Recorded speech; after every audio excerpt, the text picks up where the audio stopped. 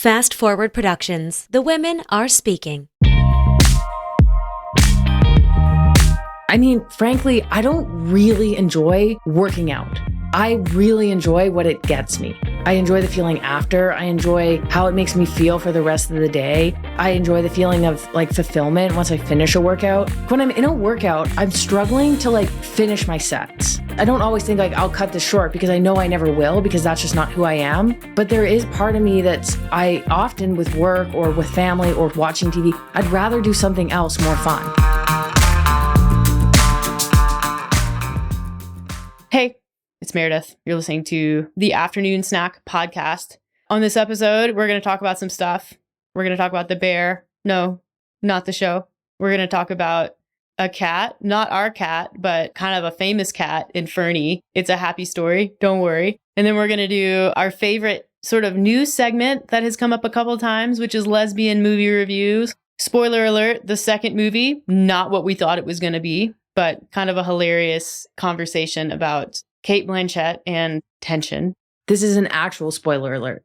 If you don't want to know anything about the movie Carol or the movie Tár, skip that part. Right, because it's hard to review a movie without spoiling it a little bit. And we don't spoil it all the way, but we do. It would be best to just watch them if you want to watch them. And then we're going to talk about the meat of the episode, which is not about meat. We are going to talk about the contrasting value of time and money and how that came up for us in a recent podcast, and then expand on the concept and how we see it come up for other people and how we think about it. And we know that, this is just our opinion. It's a privileged perspective, which we would like to acknowledge before we get into it. But yeah, an interesting topic nonetheless. So here we go.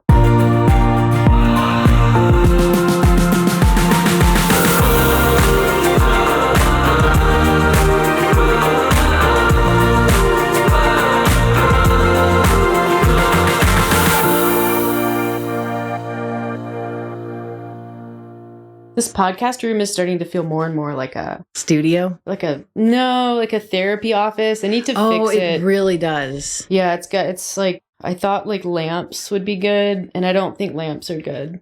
Should I lie down on the couch? I mean, I've never actually laid down in a therapy session, but I think the only time I ever laid down in a therapy session was when I was like a kid. And I don't know if that's a real memory or not. So, or it was from something you saw on TV. Yeah, I don't know. I don't even remember why I was in therapy as a kid. Did I even go to therapy as a kid? Who knows? Childhood memories are unreliable. I know. When someone says they had their first memory when they were like 3, I don't believe them. No.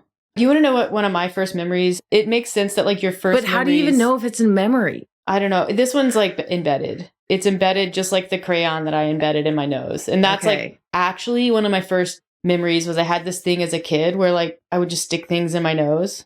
And, like Crayola crayons. Yes. You would like use them until they were little nubs. Yeah. Or maybe I like broke the tip off. I can't remember. But anyways, the like tiny remainder of the crayon just so far up my nose, I had to go to the emergency room. And that's, who's the writer who does the podcast Revolutionist History? Oh, that would be Malcolm Gladwell. Okay. Did you ever listen to the one on memory? I'm going to stop you right there. Isn't it revisionist history? It is. Not revolutionist? That's what I meant. Okay. But thanks for correcting in a nice way and not making me feel stupid, even though I still do. You and your words. Okay. But in one of the episodes, he talks about memory. I think that's the whole subject of the podcast. It is. But there's an actual episode that talks about what happens to your memory over time. And the example is when he asks people, like, where were you on September 11th? When the planes crashed into the Twin Towers. And I can't remember exactly because my memory is not good, and at least I know that. Basically, our memories are just completely unreliable. And we'll make stuff up to fill gaps that aren't true. But we'll believe them like as if they actually happened to us. I can see that. It's wild. I took a course on memory once. Don't remember much of it. Huge surprise there. That was a joke. That was well delivered. Thanks. But I actually did. And you're supposed to actually use your memory. Like you can practice getting better at remembering things. There's like apps There's apps, there's tools, there's strategies. They suggest, and by they I mean like researchers and stuff, suggest that you shouldn't use lists. Like when you go to the grocery store, you should use tools to remember what you need to buy. Oh, it's perfect. I don't use lists when I go to the grocery Yeah, but store. you never remember what you need to buy. I come home with stuff. Yes, you do. Anyway. They also, I think I've heard not using navigation on your phone when you go places all the time, like driving by memory. You know where I haven't been using navigation lately? Is when we walk in our new area in the Nordic Center, and I never know where we are. Oh, yeah. Never. Oh. We'll end up at like the Nordic Center warming hut, and I'm like, oh, okay, we're back. Like, how about that? I have no idea how I got there. And I try not to venture too far out unless I'm with someone like you or a friend. Do you have your phone on you? I do. Okay, that's good. In case I get lost. You are in the wilderness. I know. Yeah.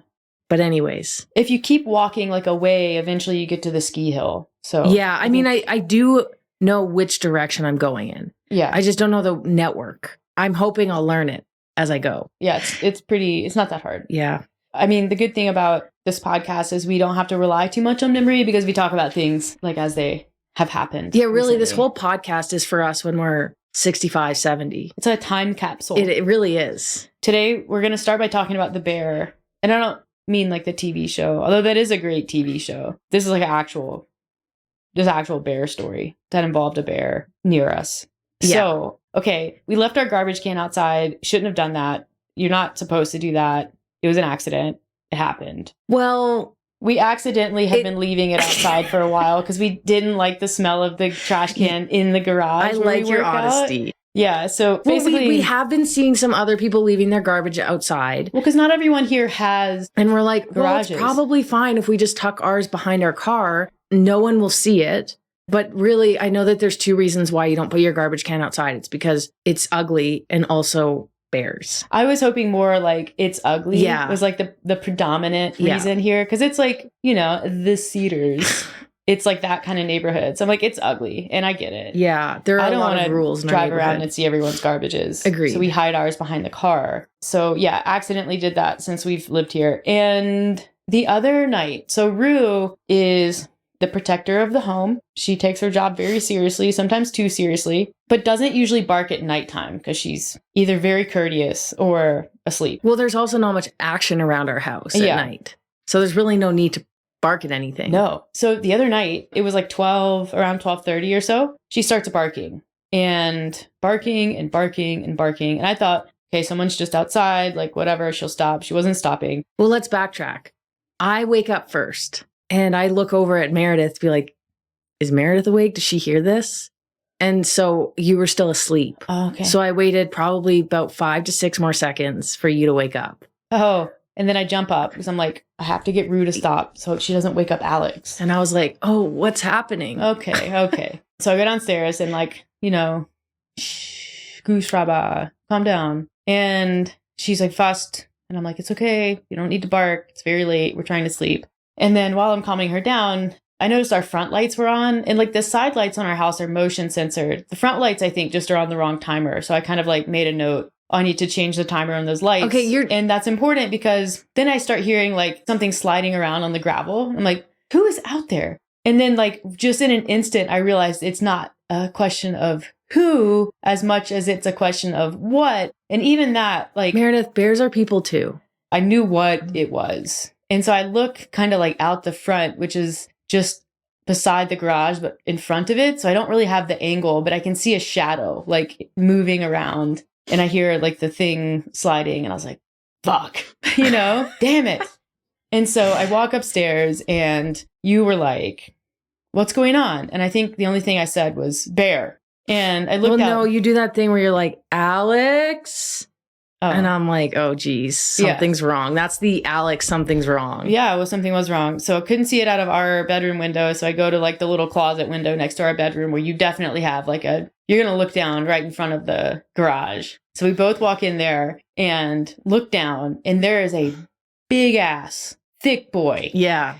Absolutely going he was at. thick. I was like, you do not need any more food. You can go into hibernation right now. You don't need our garbage. We actually have the worst garbage for bears, too. I kind of felt bad. Yeah, I'm like, you're working so hard. There's nothing in there, bro. No. It's like banana peels and eggshells. Yeah, actually. There was a lettuce head also. I know. And half lettuce head that was rotting. So he's just like trying to get it. not being successful. Got to give it to the bear bin. Like that thing worked as it was supposed to. And so I think we knocked on the glass a couple times, and maybe the glass knocking and not the dog barking was what put him over the edge. Yeah. And he so was like, ugh, fine. And like, moseyed off. God, I'll go. I'll leave you alone. And just like, walks across the street, walks through the neighbor's yard and back into the woods. So I was like, okay, so we got to get the garbage in so he doesn't come back. And you were like, I'll like make sure he doesn't come back. You said, stay here. Yeah, which like stay here and watch. Make sure it doesn't come back because I'm going to go downstairs. First, I got to put on some like cloth shorts because that's going to do a lot for me if I'm faced with a bear. So I go and I get my headlamp and I get the flashlight and I go out into the garage and I open the garage door and I look over and you're standing next to me. And I was like, well, I guess so much for the vantage point. So glad you're here. What was I going to do? Knock on the glass. Be like, close the garage, close the slowest garage door ever. Exactly. Hurry.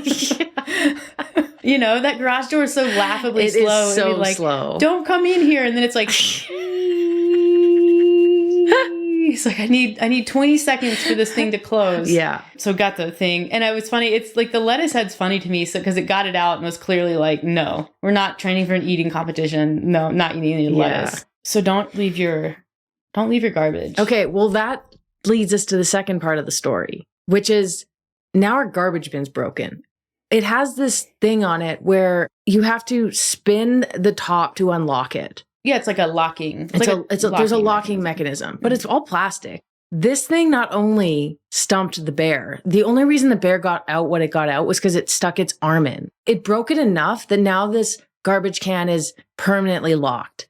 And there's garbage in it. Yeah, and we have to put more garbage in it because like garbage day is coming. Yeah. So thanks, bear. So I kind of like jiggle it and get it open I didn't just jiggle it. I was wrestling with the dang thing. Mm-hmm. I get it open and then accidentally close it. And then I have to jiggle it open again. And then we had somebody come and they accidentally closed it.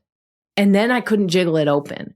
So we spent like 15 minutes yesterday trying to pry it open. We were like hitting it like monkeys. It was like the scene from Zoolander. It really was. We got it open though. We broke it even more. We broke its spirit. And so now I have to call the city to get a new one. Like, but I'm not going to tell them the full story. No. Hopefully they don't listen to this podcast. It had issues. It did have issues before. Yeah. So I'm going to say that. That was neat. I'm excited for the bears to hibernate. Yeah, same. Okay, so we have another wildlife. Well, I guess it isn't. It like is, but isn't. And so this is just like, I guess like a small town story. Which like yesterday you asked what my favorite little thing about Fernie is. And I think it is like the small town stories. It's the guy like showing up at 8:45 knocking on the door last night. Like, hey, I made some drawings for your hot tub step that I told you I was going to get to you. And I was like, bro, I meant email. You could have emailed them. You did them on paper? He did. So this one, like early July, I think, or maybe end of June, we started... And I'm in some Facebook groups for like Fernie lost pets and things like that. I got in those groups when Rue had her moose incident and I was trying to find her. So really started seeing posts back then of this cat that went missing. And like it's an indoor, outdoor, mostly indoor. But people definitely knew the cat. And they were like, oh, she always comes back. And I think it was in the annex. And the cat's name is Cinder, the Cinder. And there's flyers up in the vet office and the grocery store and like all over town, Cinder, missing. And they've been up all summer. And like when a missing cat flyer stays up for long enough, you're like, the cat's never coming back. Well, I was at the vet on Saturday picking up food and the flyer was still up. I know. And I was thinking the cat's probably gone. It's sad that it's still missing, but the fact that it was up at the vet means that it was not found. Yeah. And it's like, Fernie, you're in the wilderness. Yeah. Like, go 5 minutes in any direction and you're in like properly in the woods and there's like big cats around, and bears, birds of prey and things like that. So it's not great when you lose a cat. So you have like, you're all in like BCS, PCA, like rescue pages. Yeah. Yeah. I mean, I'm always on the lookout for needs in any way. So we were at the Northern on Sunday night, which is just like a restaurant we go to a lot in the summer because they have a patio. And we were having a beer and we always get served by this same person. And she says to us, well, I serve you guys all the time. What are your names? So we introduced ourselves and then we had Rue with us because we had just come back from biking. And Rue was just tied up right next to our table and she was petting Rue. And I can't remember exactly how it came up, but she goes, oh, you know that girl who works here with the like longer hair? It wasn't that first. She was like, she started telling the story about how a friend's cat had gone missing like a couple months ago and they ended up finding it. And then she got into who it was. Yeah. And so I was like, wait, Cinder?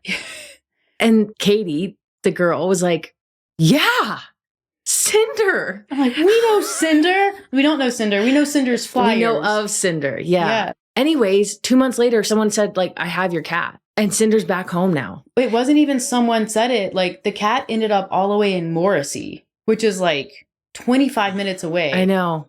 It's wild. It's wild that it survived. Yeah. If it made it there, I wonder if it made it there on foot. I don't think so. I think probably it like got into someone's like car. Yeah. Like in the engine compartment that they do. And then just like that person went to Morrissey and... But 2 months? Like, what was it doing before and after? I don't know. Was it in Morrissey the whole time? I have so many questions for Cinder. Like, what did it eat? But anyways, I guess 2 days before Cinder returned home, the owner had adopted another cat. Yeah. So now Cinder has a sibling. That was a heartwarming story. It was, because I think you just like assume the worst. Yeah, I think it. everyone probably had. Even Katie was like, I don't want to tell her like something ate your cat. But it didn't. Yeah. She was just out there the whole time, being a wild kitty. Yeah. Eating birds. I wonder how Cinder feels being back inside. Hopefully thrilled. I would be. Can you imagine? Yeah, or not thrilled. I don't know. Maybe it enjoyed its life. Maybe. And that's going to bring us to the next segment of the show, which you may have noticed has become a bit of a recurring segment from time to time. And that is Lesbian Movie Review Time. It's 2 in 1 today. Okay, yes. Well, let's start with the first. Carol. What do you rate that out of 10? I would rate that highly. So this one's based on a book called The Price of Salt. And you read the book. I read the book and realized it was based on the movie Carol and was like... the book is based on the movie? The movie, there's a movie based on the book. I'm sorry. There you go again with the words. Sorry. And so I thought, okay, well, I've read this book. I would like to watch the movie. Yes. And the movie has Cate Blanchett, who just... 10 No out of words. 10. No words. Yeah. Love everything about her. I've loved everything she's ever been in. The only thing I don't like about her is that she's married to a man. Yeah. I mean, a lot of them are for a while.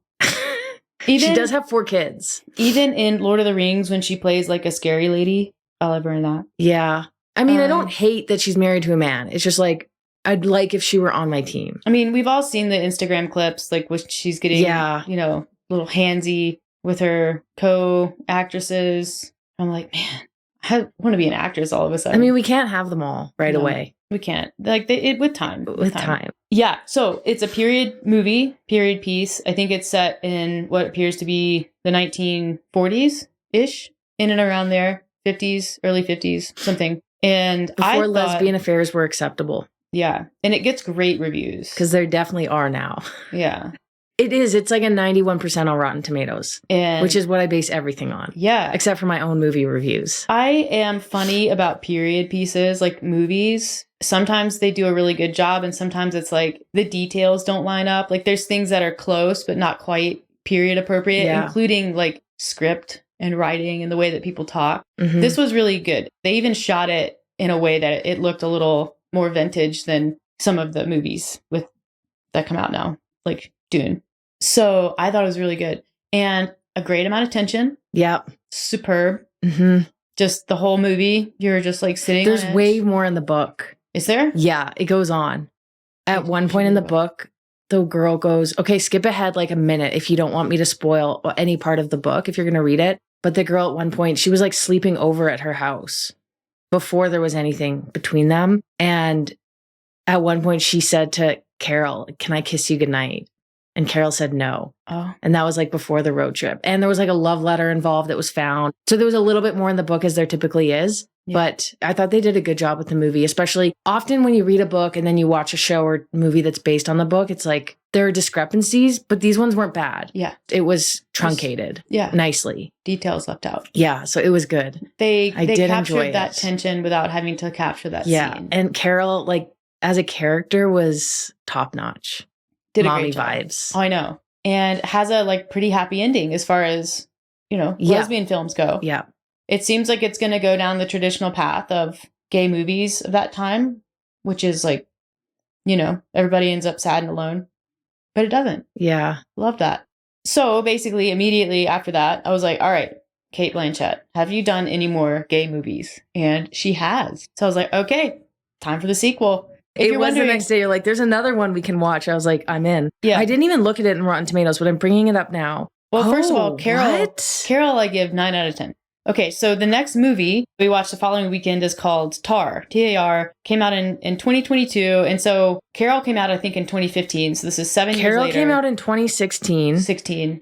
It was rated 94% on the tomato meter. Yeah. It was 75% on the popcorn meter, which is the audience score. Okay, so Tár, 2022. Okay, let's say 6 years later. First, let's play a game. What do you think it was rated on Rotten Tomatoes? Tár? Yeah. 94%. 91. Oh, close, yeah. 74% on the popcorn meter. Like audience score? Yeah. Yeah. So similar. Yeah. To Carol. Everything about it. I am appalled by. Okay, well, we feel differently about Tár. Tár, 2022. I mean, not going to spoil it right away, but I mean, you can tell. It's 2022. Everyone involved in that movie went through some shit in COVID. Let me just say. Yeah. Because it's like, what is going on here? I mean, I did read about it. It did say right in the first line, it's a psychological drama. I skipped over that part. I was like, wrong. It's a gay movie. Let's get into it. You did not share this with me. Cate Blanchett is You knew I wouldn't watch it if it weren't a romance. Cate Blanchett, there can be tension. I mean, there was a lot of tension in this movie. It just Not wasn't the right like the kind. sexual kind of tension. Cate Blanchett plays a world-renowned conductor. I love music. I was like, I'm going to love this. It's going to be great. A person who is very involved in music and this sort of music messaged me and said that it was a little bit overdone, a lot overdone in the movie, which is also typical for movies. I mean, we can't say if it was realistic or not, but it was interesting. Yeah. I mean, you think about it. They have created a character that hasn't really existed, like the uber famous American conductor, composer, like Creator, celebrity like, status. Yeah. Like, never seen it. But it's like, definitely, it feels like, is this based on a real person? Like, it feels like it could be, but it's not. And so, I mean, the actual, like, the lesbian scenes I found completely lacking.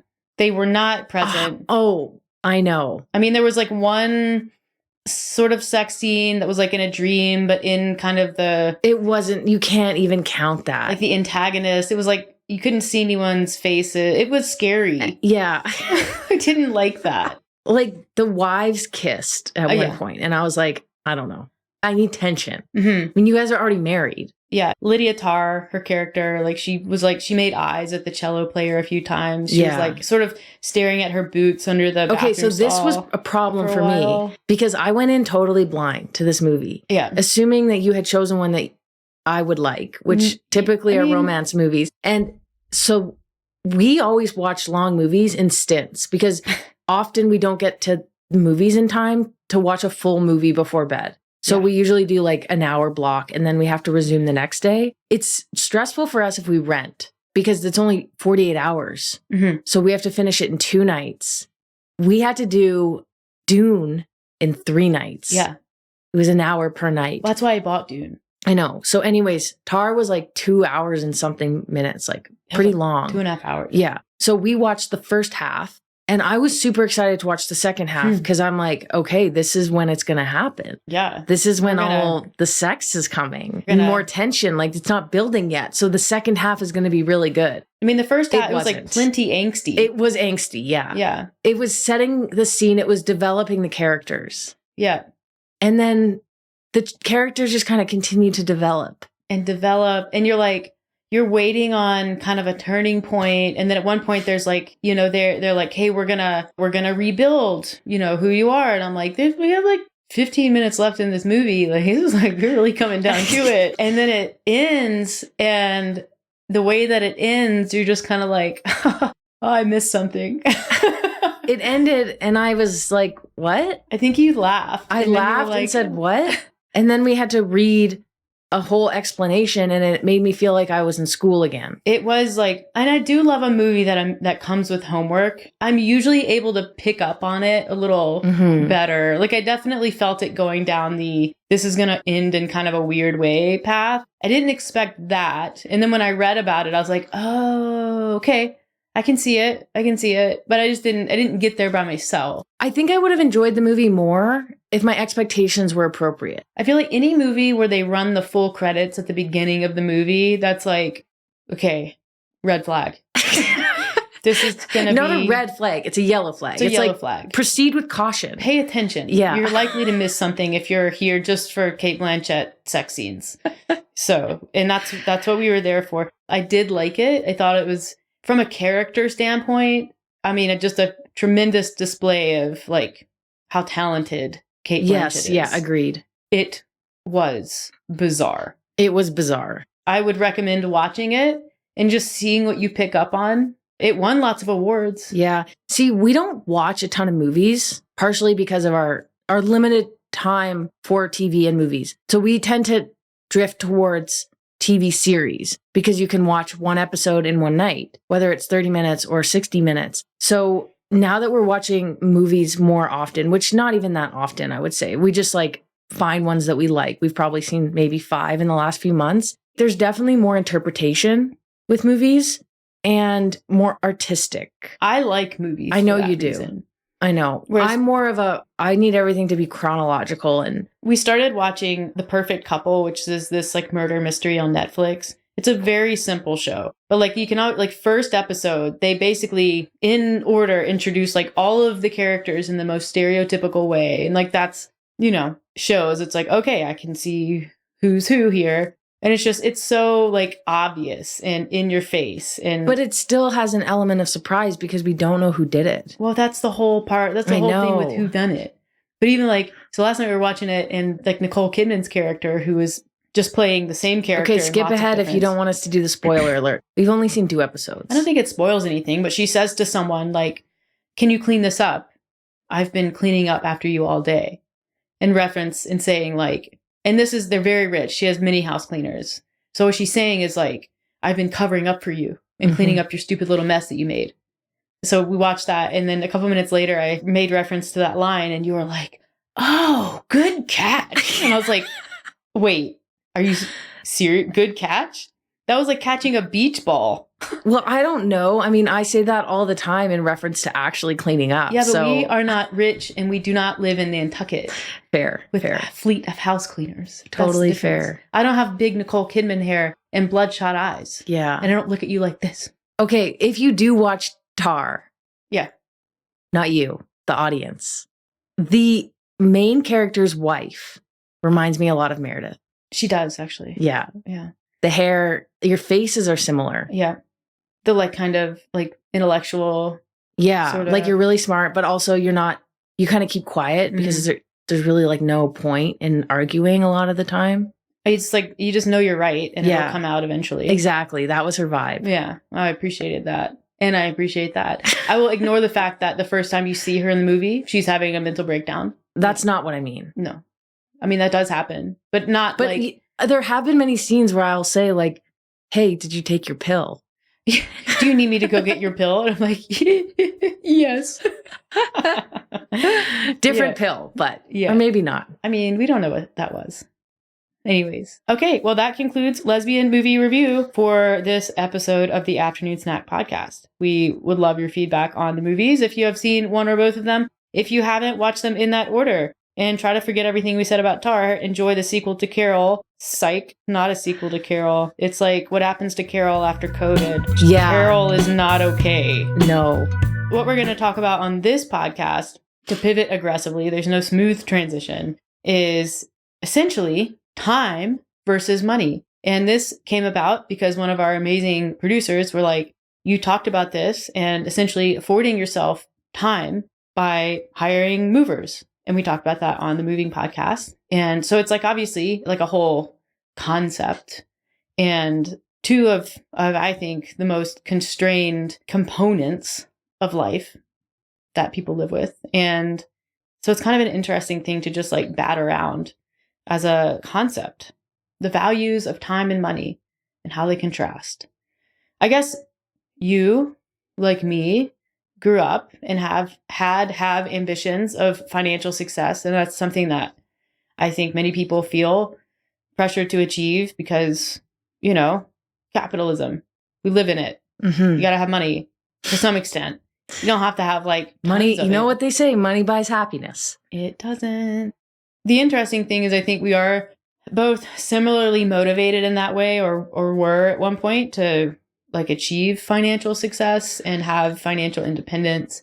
We come from like pretty different backgrounds. Like I didn't grow up with a lot of money. I had a pretty good childhood. I had my difficulties later in it, but was I happy for the most part as a kid? I think so. Did I notice that, we didn't make as much money as a family as some of my friends? Like, I think eventually I did, maybe in my teenage years. So like some of, I just want to afford myself luxuries and experiences that I didn't have as a kid. And I think that is normal. It's interesting how our backgrounds were so different. And then it's interesting, like when we got together, how different our spending habits were, especially considering our backgrounds. Like you grew up, as you said, with not as much money as some of your friends or as much as I did in my family. Yeah. Like you said, you wanted to afford yourself experiences that you didn't get growing up, like travel and niceties.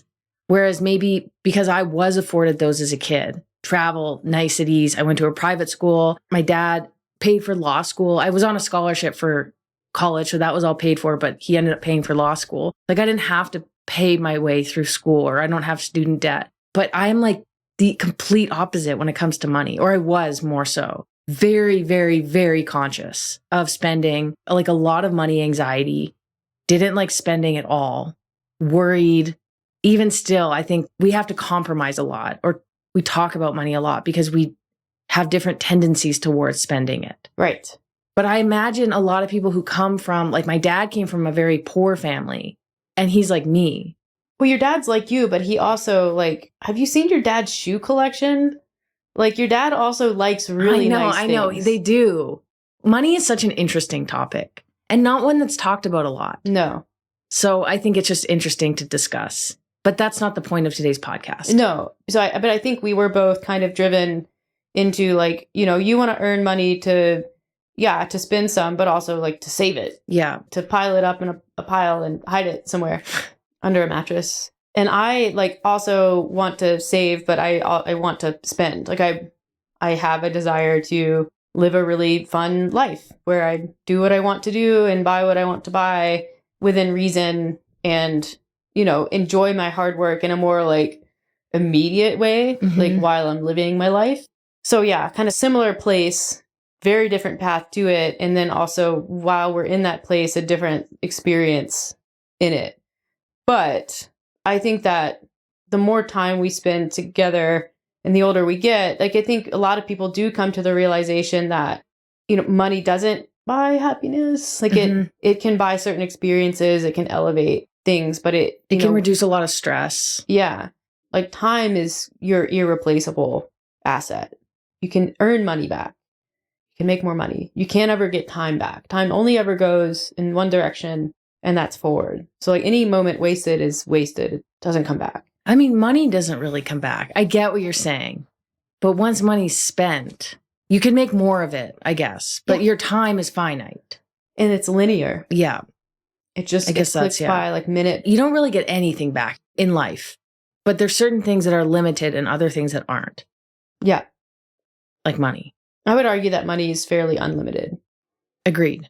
Yeah. And that's not, there are a lot of people who struggle with money, and that's not to say like, oh, well, money is not limited. What are you doing? I think it is like we live in a very tiered society. Like there are people who really struggle with money, and that's part of capitalism and consumerism. But when you look at how much of it is actually out there, like there's a lot of money out there. There's only a small amount of time. And so I think when people have regrets over wasted time, it's because they've come to realize how precious it is or how precious it was. I think, loss of life, often that causes people to think about time. Like, obviously, we've suffered some loss this summer, or at least had some things really put in perspective. And so you're kind of forced to think about time, and you connect time to human life. And then you connect that human life to your human life. And you just end up in this place where you're like, what am I doing?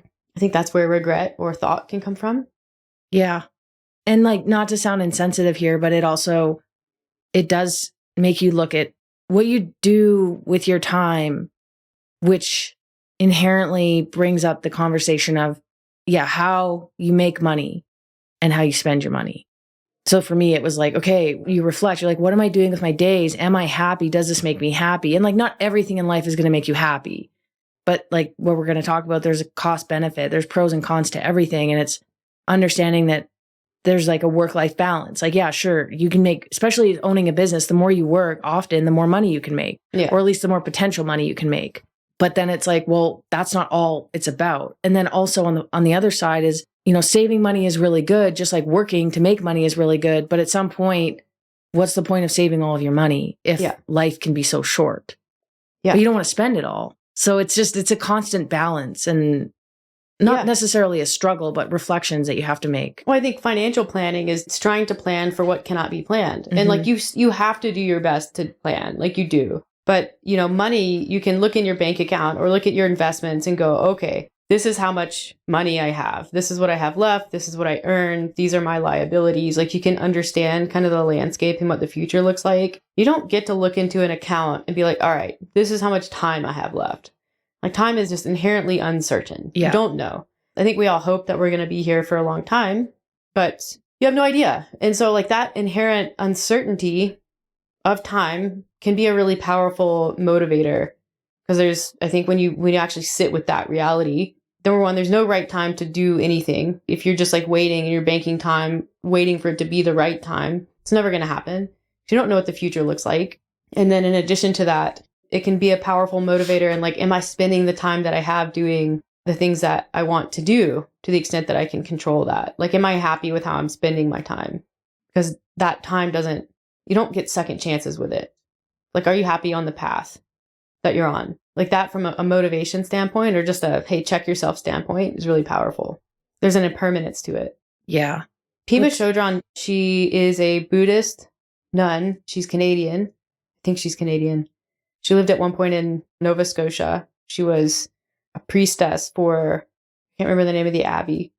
Anyways, she did this really great talk on impermanence, and Buddhism it's out there, but she talks about the main contributors to human suffering and how one of the main contributors to human suffering is impermanence and how people struggle with the idea of impermanence. Nothing is permanent. Life is obviously not permanent, but she said even things like you buy a new outfit, you buy a new car or something like that, and you stain your pants or you scratch your new car. And she's like, often that creates an unreasonable response in people. They get unreasonably upset and angry and sad about that because it's like they're being faced with the impermanence of this new thing that they bought that in damaging it is no longer new. And it's like headed in the direction of being old and decrepit and of no use. She's like, so this is the suffering. And it's how humans create their own suffering, which I thought was neat. Yeah, I get that. I don't think I really do that, but that, I guess maybe unconsciously more. Yeah. But for me, it's like, I think I have come to the point, and maybe it's because I had like a pretty major like loss when I was in my developing years, like 20. But I think I do have like a better perspective when it comes to like what time means and what life means and like making sure that you make the most of it.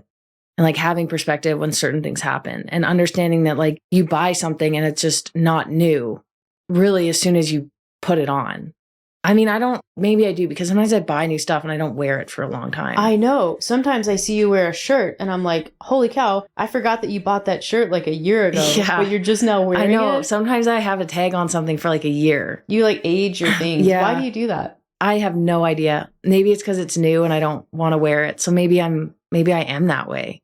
The way that you struggle with impermanence is that you hide your new things away until they're in your mind no longer new and then therefore safe to use. Maybe. It's kind of funny when we talk about how we spend our time or can't get time back. What comes up for me is the idea of working out and spending time doing something that a lot of us don't really enjoy. I mean, frankly, I don't really enjoy working out.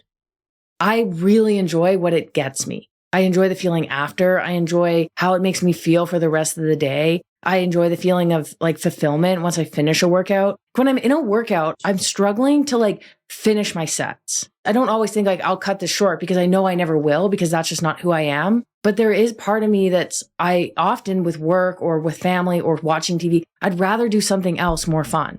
I want to work out because I know what it gets me. If it didn't get me what it got me, I probably wouldn't do it. Right. Well, I mean, you are working against like biology in workouts. We Yeah. all are. Because it's like we're wired to seek comfort and not like walk into discomfort. So to be able to do that is either because you really enjoy doing it. Some people maybe, but there I think are aspects you enjoy for sure. Right. But I think for most people there's the ability to look forward and say, okay, if I'm lucky enough to live like into old age, I know that I will enjoy that experience more if I take care of my health and my fitness right now. And then in addition to that, in taking care of my health and fitness right now, I enjoy the things that allows me to go do with my body, with my fitness, you know, for us specifically, like mountain biking or skiing or hiking, not really ever having to worry, like, am I good for this? Like that's kind of an immediate perk. But then that long-term, that ability to look forward, I think is something that's uniquely human. Yeah. Like you're getting years back on your life. Yeah. And you're getting wellness, like vitality in those later years. And not just even later years. If you work out when you're, 20 to 30, you have more vitality when you're 30 to 40 and 30 to 40, 40, 50, like it compounds. Yeah. And so it's not even sometimes time versus money. It's time versus time. Yeah. And I think you do that and you make those decisions and like all of that is true. But like at the same time, aggressively pursuing your health doesn't guarantee you life. Agreed. And so there's that balance of you could get into a car accident.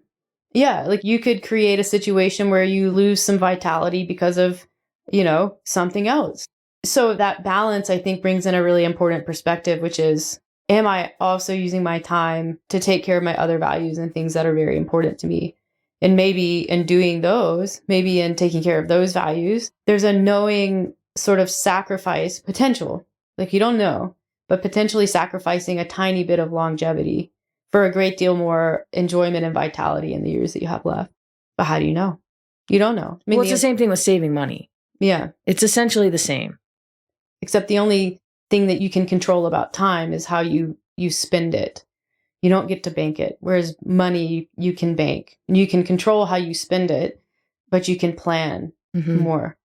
Contrasting values. The way that I see time show up for us, especially, or not time, sorry, well, money and time is kind of being in a place where you can use some of the money that you have to afford yourself free time and to essentially buy time to the extent that you can buy time. And that I think is where this topic came up in the moving podcast, because it's like, you know what I don't want to spend my time on? Moving myself. That bought us like literal like time on the day. But also because we didn't impact our physical states by having to move an entire house, theoretically, it bought us better time in the week or even 2 weeks after. Yeah. And it's funny because you can buy something with the money you have in the bank, but you can also buy time by not spending that time making money. So it's like an opportunity cost. Yeah. So let's say on Monday, for someone making a salary, it wouldn't necessarily be like tit for tat, but it's like us or say a massage therapist or a lawyer where you have billable hours. If you say, okay, I'm going to take Monday off and cancel my clients, you get that time back. You're not making that money. So it's essentially like buying that time. Yeah. It's just, you're not actually taking money out of the bank. I guess you are in a way. Well, I mean, there's anyone who works for themselves in that way, there is opportunity cost to like, if the only way that you make money is by working, then anytime you choose to do something other than working, you're not making money. Yeah. If you work for a company where you get time off, like baked into your employment package, it's a bit different. I would say that type of work comes with other trade-offs. Sometimes I think if I'm for some reason resistant to working and I think to myself, I don't want to work today, which is normal. It's not, I don't hate any part of my job. I just sometimes don't want to do it. And I think, I could not work. How much money would I pay to not have to work today? And I'm like, nah, work's not that bad. I'll just do the work and make the money and then be able to spend the money later on something else. Like, I don't know, paying to not have to stand in a line, paying to be off the plane first, being able to pay for movers. It's all a trade. Everything is a trade. But then think about this. So that's interesting. I didn't know. And not everyone gets that. I know that I'm privileged. Yeah, I think that goes up. I think everyone probably who has this dynamic to a degree is privileged. Right. Some people don't have this privilege. But what if, like, taking a day off work, saying, you know what, I know what it costs. I know what the math is. But I know if I take today off, I will show up and be more effective and in a better mood and produce at a higher level tomorrow. Yeah. And that's part of it. And that's why we try not to work as much on the weekends anymore. Yeah. You remember when we used to work we used to work 7 days a week because we'd see if we work 7 days a week, we'd make more money. Yeah. And we were like, though, that's great. And then it got to the point where we're like, what are we doing? Well, it got to the point where working our whole like 30s away. Yeah. And like we're fighting all the time because we're both tired and irritated. But you're just like, you're stuck in this machine that you can't get out of because it's just. So if you don't work Saturday and Sunday, or for us, it's more like Thursday and Saturday, we don't really work, then you are way more productive on Mondays, Tuesdays, Wednesdays, and Fridays and Sundays. Like you are, because you get that day off. They've done studies on productivity, and a lot of definitely some companies in like Europe, Denmark, they've looked at essentially 4-day work weeks instead of 5-day work weeks and found that 4-day work weeks are way, way better and more highly productive than 5 days. So you give people 3 days off a week. They work 4. They work harder on the 4 days. They produce at a higher level. They work better. And then they enjoy their life more because they get 3 days off. Well, when I was in university, partially because I ski raced, I needed that Friday off for a lot of like travel and stuff. So I would try really hard not to book Friday classes. So it'd be like Monday, Wednesday, Tuesday, Thursday schedule. And I remember thinking that this is the way that life needs to be. And more so now, especially when I worked like as a lawyer for the very short time that I did, it's hard because Saturday is like a recovery day from work. And so you don't really spend it doing that much. Maybe you do try to make plans, but it's very difficult because you just worked all week and you're exhausted. Yeah. And then Sunday, you have the Sunday scaries and you're now trying to get prepped for the week, especially if you're somebody who likes to plan their food and work out and do all that. You don't really get even time to go and do something. That's why everyone only gets to do stuff on long weekends. Yeah. Because you need that extra day. So I agree. I think 4-day work weeks are ideal. Yeah. I mean, back when I was working in an office setting, like a lab, every summer they would shift us to summer schedule. You had the option to either work 4 days a week. So you'd work 4 10-hour days instead of 5 I would do 8-hour that. days. I would do that. Yeah. Or you could work like a half day on Friday. And so I would always go for the 4 10-hour days. Yeah. Assuming I didn't have to like cover the weekend or anything. And incredible. But like when you have to shift back to regular schedule at the end of the summer, like actual depression. Yeah. It impacted me so much for like 4 weeks getting back into that schedule. And then it's okay. Like you adjust, but it's hard to go back and forth. And I think I always wonder why like more companies haven't just done that, because there have been so many studies that show that it is really good. And it has to be like, there has to be some economic impact to moving to 4 days. Like it has to be that, because why wouldn't you? Well, I wonder too, I guess you couldn't really study it until it's actually implemented in, say, North America. But I wonder if you had a 3-day weekend, if people would take fewer days off work, and then you would be able to afford less vacation time and stuff. Well, because not even people would vacation feel like time. more Let's say you balance. like keep your vacation time. People are taking fewer sick days. Yeah. That kind of thing. Because like they're not as burnt out. Yeah. We have a friend who works 4 days a week every second week at like a 9. I think her job's not really 9 to 5. I think it's a bit earlier. But yeah, she gets every second Friday off, which I'm like, that's nice. Yeah. The way that I've always thought about from like a people standpoint, but even myself, is like, you want to make improvements in some area. You want to learn something, or not even learn something, but like you have a wish.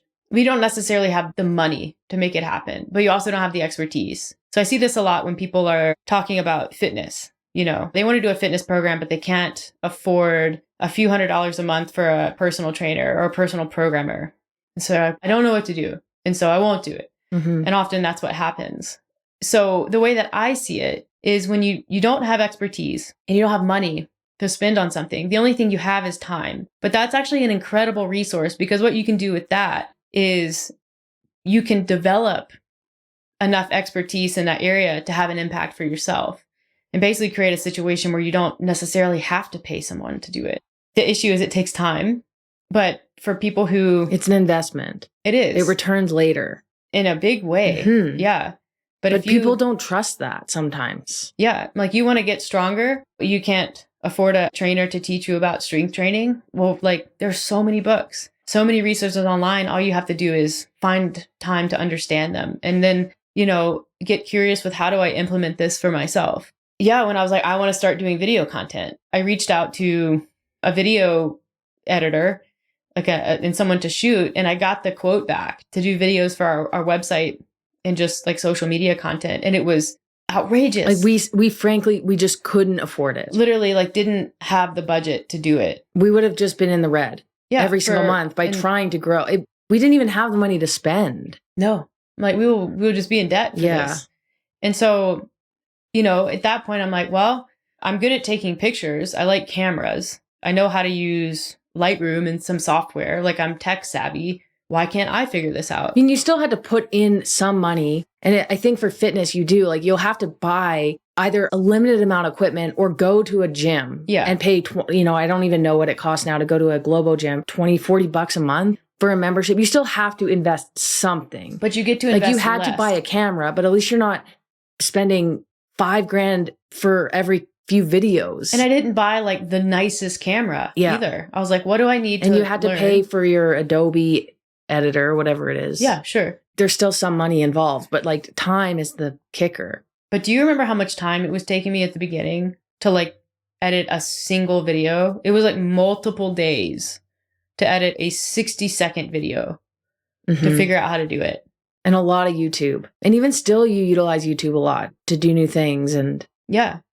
But I've gotten like my base understanding is so high. And I've worked so much quicker because I understand the language and the technology, and like I help other people now. Yeah. Like, I mean, that's the answer. At the same time, there are things that time doesn't solve for, or that maybe there's not enough time to make the investment of your time worth it. For example, you can't afford a doctor. Well, you're not going to become a doctor. No. Or for me, it would take me so long to understand how to do construction that my time is just more valuable than what it would cost to have something built. You definitely have to weigh and measure like how savvy you are at learning something, and then how much equipment it's going to cost. Your personal aptitudes and interests come into play. Like if you straight up do not have an interest in something, you're probably not going to do it. But at the same time, I'm like, if someone straight up does not have an interest in strength training, are they going to have enough of an interest when they hire someone to really do a good job with it anyways? Yeah. And it's not so much even, there's interest, but there's also, what is this actually going to get me? Right. Exactly that.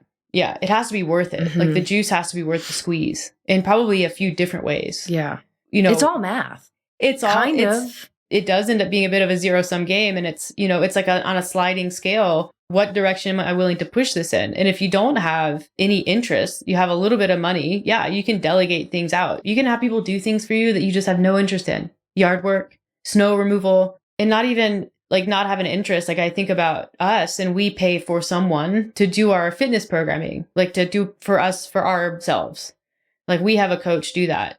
And I would say we have a great interest in fitness. It's funny because I program for other people, but I will not program for myself. No. And there's many reasons behind that. I would say time, but also just stress. It's very easy for me to be able to tell somebody what to do. It's weird, but I think a lot of coaches feel that way. Yeah. Well, I think when it comes down to making decisions for yourself, you can get stuck in that phase or that part of the decision making where it's like, is this the best for my goals right now? And I think that we have a lot more wiggle room than I think sometimes, but it's nice to not have to be faced with that question for yourself and not have to second guess your decisions. I probably could do okay programming for myself. I was thinking about this today because I knew we were going to be recording a podcast on it. And I'll admit, as someone who's highly motivated to work out, the accountability piece is part of it. Sometimes I do a workout because I'm like, my coach programmed this for me. And number one, I don't want to let him down, even though he probably wouldn't really care, but I don't want to waste his time and I don't want to waste my money. Yeah. I essentially paid for this workout and I don't want to not do it because that's a waste of my money. For me, I used to program for myself. I figured this out a couple years ago when I took a break from Mike and having a programmer. And I don't know why, I was just feeling kind of burnt out. I wasn't sure what direction I was going. So I was like, I'll just like do my own thing, recalibrate. And it used to be like back in, 2016 or so, I could walk in the gym and be like, how do I feel? What do I feel like doing today? And I could just come up with a great workout and it would be exactly what I needed. And I tried that a couple years ago and just couldn't do it. I don't know why. I think part of it is I don't have as much time as I used to. I don't have as much maybe mental bandwidth to think about it. Like I don't spend, I mean, in 2016, I was still in an office. Like I would spend my free time at work thinking about it. And it was this thing that I got really excited about because it was a real break for me from that part of my life. And now it's so ingrained and it's so easy. I mean, our gym is attached to our house and has been for a long time. And I think from an interest level standpoint, I'm just in a different place. Like it's not new. It's not exciting in the way that it used to be exciting. And so it's less an issue of motivation. Like the motivation is always there because the value is there. It's the enthusiasm that waned, I think, from 2016 to essentially 2022. And so that when that enthusiasm is gone and the excitement of coming up with the workout isn't there, what are you left with? I was left with really messed up legs because I was like, you know what? I'll just do some mayhem workouts. And I broke myself. And then I went back to Mike and I was like, okay, that was a fun month off. I can't do this. So I need you to take back over. Well, it's like Nike's phrase is just do it, which I like. Often it's like, okay, just do it. Because it's not necessarily easy, but it can be very simple. It's like, just start. Yeah. Just show up. Just do. Don't have any expectations of results. Just do. But when you add decide what to do and then do it, that's where things get tricky. It's a decision. And if I walk into the gym when I'm at the end of a workday or early in the morning and I have to decide what to do before I do it, that is a huge barrier. It's a huge speed bump. It slows me down. It slows my day down. It slows my it takes mental capacity. It takes so much less energy for me to look at my paper or my phone and think, okay, just do it. Yeah. Just part A? Oh, part A? Okay, I'll do that. Or this is how far I'm running. Okay. Yeah. Now, I run 20K most Mondays now because it's part of my program.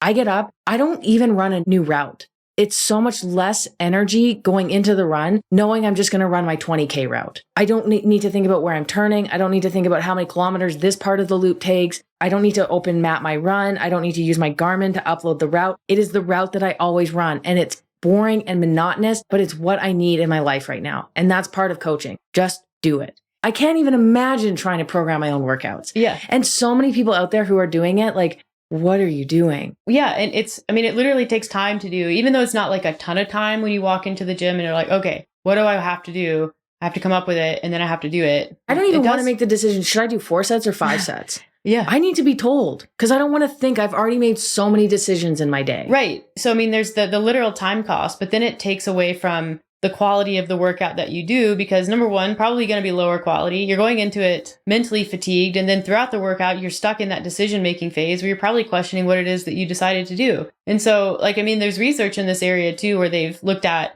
the impact of essentially being mentally pre-fatigued in exercise. Mm-hmm. And they do this in strength, but also in aerobic exercise where they make people do the Stroop test, which is essentially it'll just in front of your face show you a word and that word is a color, but the color that it is displayed in is a different color. So it'll show you the word red and then the word red will be green. They'll either say, what color is that? Or what word is that? And so you have to then, okay, that's green. Okay, that's in purple, but it is actually yellow. And then there was a word that's yellow. And so they just will run you through this test, not even for a very long time. And then sometimes they do it during exercise. And the RPE, rate of perceived exertion, is in how hard do I feel like I'm working, goes through the roof with being mentally pre-fatigued. And that isn't even addressing how it feels to be mentally pre-fatigued just from life. Mm-hmm. There's a baseline pre-fatigue that most adults live with. And so when you outsource something what am I going to do for a workout? You get to control at least a tiny amount of that. And you get your time back. And the time that you have doing that thing is higher quality.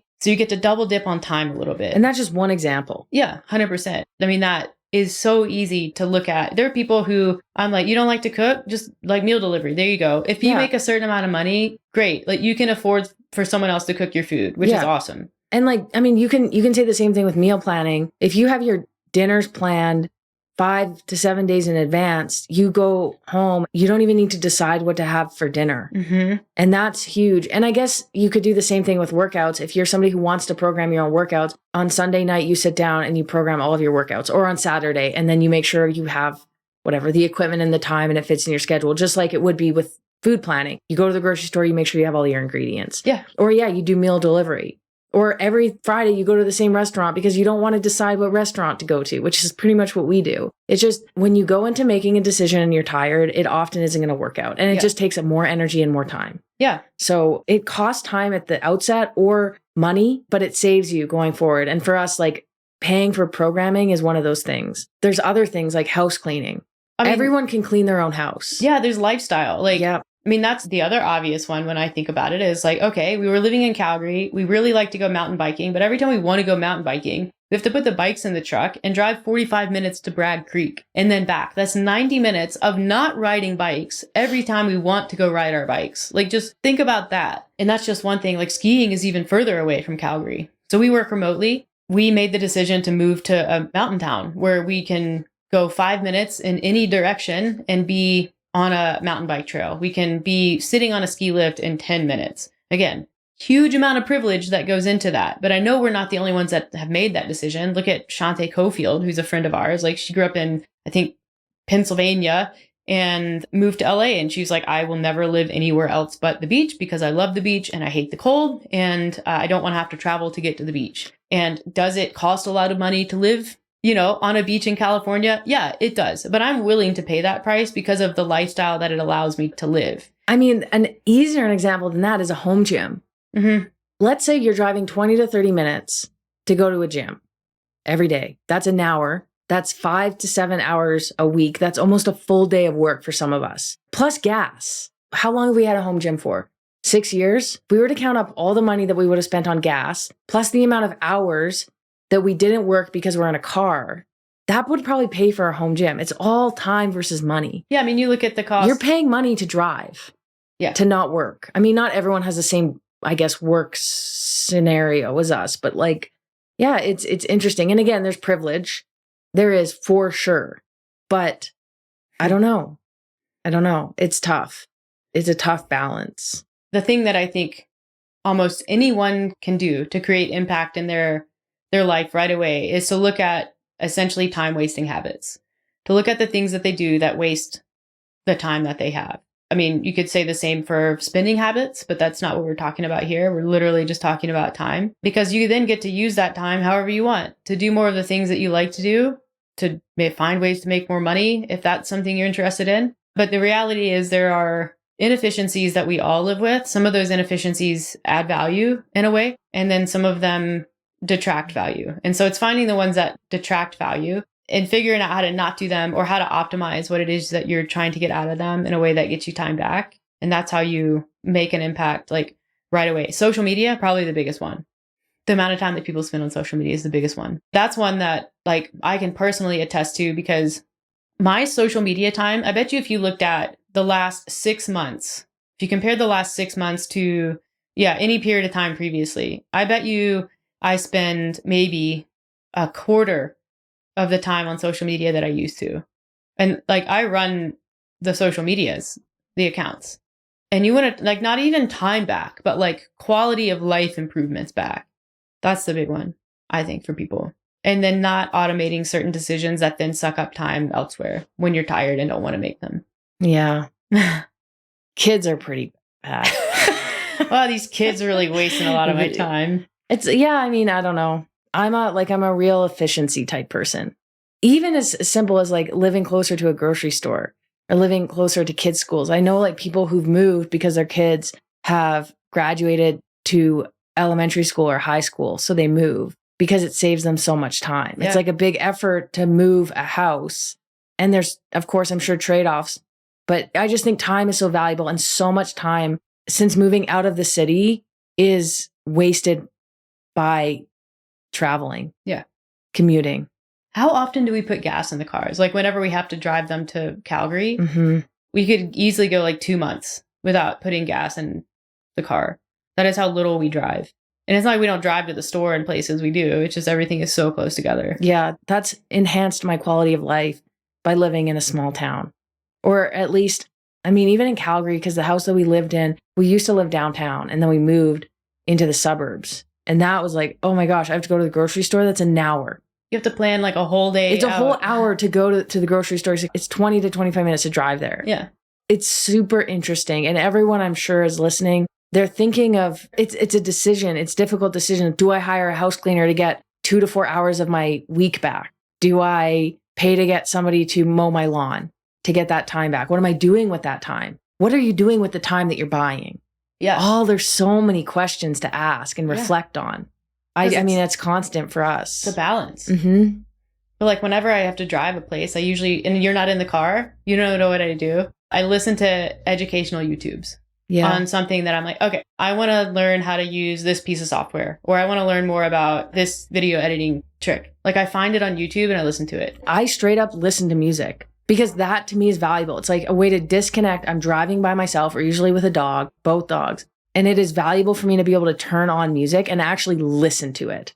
Unless I'm in the gym, which like, I don't know, you're not really listening to music when you're in the gym. No. It's just there. You don't really get to listen to music. You don't get that like break. I mean, yeah, it's just a way to just really like relax. Do you ever ask the dogs what they want to listen to? No, I know that they both like what I like. So They have exceptional taste. Yes. Yeah. Women in songs.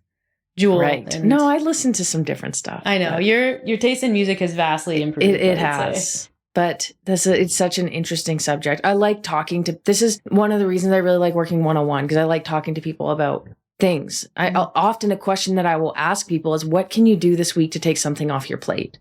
And it's hard. It's a hard question to ask because a lot of it seems vital, but it's not. Or what can you offload? Sometimes maybe offloading is the better question. Like, is this serving you? And if so, how? And can you serve that value in a different way that isn't so time consuming? Especially for people who work so much. Like you must have some expendable, no, not you must. A lot of people have expendable income to take something off their list because they work so much. You would hope. Or you work less and you do that yourself. Time versus money. Do what makes you happy. That is like really what it comes down to, is do more of what makes you happy and less of what doesn't make you happy. And that sounds like really simplistic. But I remember talking to Shantae about that, or, I think she was on our podcast, and I always like when other people come on and they say the provocative things that I wish I could say, but that she said that a lot. It was like, do more of what makes you happy. That is what we are here to do, to be happy and find happiness and be around the people who make us happy. And if where you live, what you do, who you surround yourself with are making you unhappy, then like do what you need to do to get into a different situation. Like you can take some small steps. Can you up and move across the country? Maybe not. Can you find ways to put up boundaries or spend your time doing other things? Yeah, most likely. It's just like change is hard even when change is the right thing. But you just have to make it one tiny change and one day at a time. And that is how you get anywhere. You just take the first step and then you take the second step and then you keep taking steps until you live in Redondo Beach. You know what I do sometimes? If something is like really stressing me out, I really, really don't like it. It's really impacting my life negatively. And the solution, like forward, is just going to sometimes create a lot more stress. I just let it go. Like I let whatever that is go. Let it go. Whether it's a relationship or something I'm working on. Yeah. Or, you just like, it's, Mel Robbins said the other day, like, some things aren't meant to be in your life for your entire life. You can just stop doing things or stop letting people be a part of your life. This is like kind of crazy that I'm almost like just discovering this, but you can just like not. You don't have to bring everything and everyone with you. Nope. And it might hurt people, but you don't need to manage everybody's feelings all the time. So that's my piece of advice, my parting advice. I just heard the garbage truck arrive. Yeah. So I would love to see what they do with ours. And if they're like, what the? No, wait, but isn't it all automatic? They just put out their arm and they put it in? I don't know. Ours has to look some kind of way. I wonder if they you also stuffed something in it. So the garbage like thing wasn't even closed. They probably skipped it. They're like, they're disgusting. I don't know. What happens if you have a higher than average amount of garbage? Which we did this week. Yeah, you just deal with it. Which added to the stress. I know. I need to call Fernie to get a new dumpster. Hello. A new garbage. Is this Fernie? That's literally how that's another small town thing. They're like, call Fernie. It sounds like it's like, oh, is Fernie a person? Like, no, it's a town, but here's Fernie's number. Yeah. And you can go, hello, is this Fernie? Yeah, this is Alex. They're like, oh, Alex Parker? You're like, yeah, for sure. In the Cedars, I need a new garbage bin because we wrecked ours. We didn't leave it out to get mauled by a bear. No one needs not to know what happened. that. It just looked old. It's probably the previous owners that left it out to get mauled by a bear. Yeah, it was the previous owners. We just moved in. It's broken. Ignore the claw marks. Those were there before it was our garbage can. Yeah. Definitely not us. Don't look in the driveway where there's residual garbage still there. That was also not us. Anyways. Yeah. Cool convo, Alex. It was. I feel like I could keep going, but I'm going to put a plug in it. Wrap her up. Yeah. Yeah. We probably have another Sundance film to watch. There actually is another one, apparently a really good film with Demi Moore that is essentially about aging women in Hollywood and kind of a metaphor for that. Apparently it's super good. And she's naked in a lot of it. What? Yeah. Done. Yeah. Didn't Demi Moore once shave her head? Yeah, G.I. Jane. Okay. Her memoir is apparently very good. Oh, it's like G.I. okay. Jane, like she was in Striptease. Okay. Which was before G.I. Jane, and that pissed all the women off. And then she was in G.I. Jane, and that pissed all the men off. Right. And then she was like, before equal pay was a thing, was like, you know, that was like a big deal. Like women actors getting paid what their male counterparts were getting paid. That was her thing for a long time. She was on the cover of Vanity Fair when she was pregnant. Like she's just been sort of like pissing people off by being aggressively woman for a really long time. And her whole thing is she's like, people think that I was doing all of these things because I was like a super confident woman. She's like, I wasn't. In doing those things, like it made me feel very vulnerable, but in doing them, that is how I became more confident. She's like, I was never confident enough to do them. I just did them. I love that. Yeah. Let's watch it. Okay, cool. We'll do a movie review Yeah. on Demi's film, one of the next episodes. So yeah, stay tuned for that. Thank you for listening to this one, and we will catch you on the next one.